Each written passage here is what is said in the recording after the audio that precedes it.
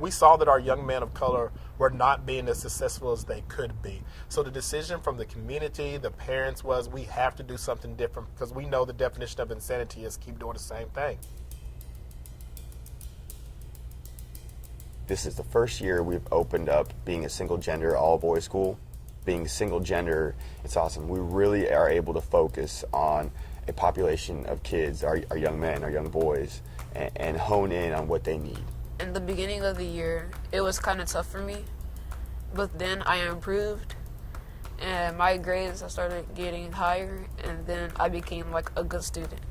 My two favorite teachers, they're like family to me, 'cause they're like very nice to me, and they always help me out.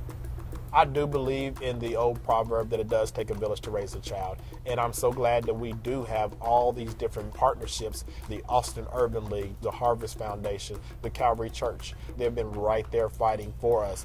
Usually after school, I go to a Boys and Girls Club. They'll walk around and they'll help you with homework. Instead of going home, I can just stay there and do my homework. A lot of times when we look at the school to prison pipeline, the school removals and the suspensions are sort of the first step. One thing a lot of students that become involved in the justice system have in common is a lot of them have already struggled in school. School suspension doesn't help because it doesn't let the kids learn.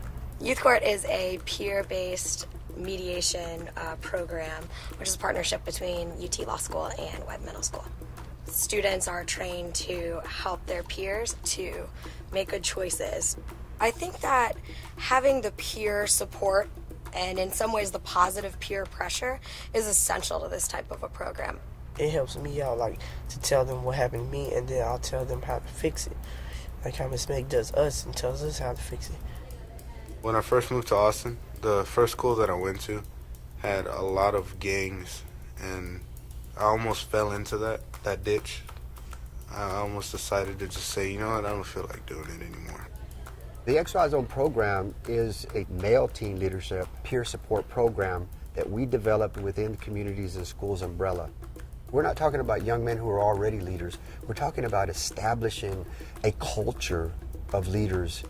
They learn respect, responsibility, relationships, reaching out into the community, and also to mentor. We have young men now that are now mentoring at the middle and elementary school level. Community Schools XY Zone, it has really made an impact. It's really pushing me to do more for my community.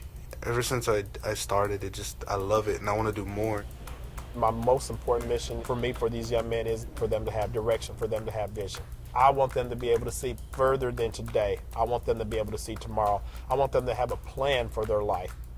My mom and dad didn't go to college, and so I wanted to be the first person in my family to go to college.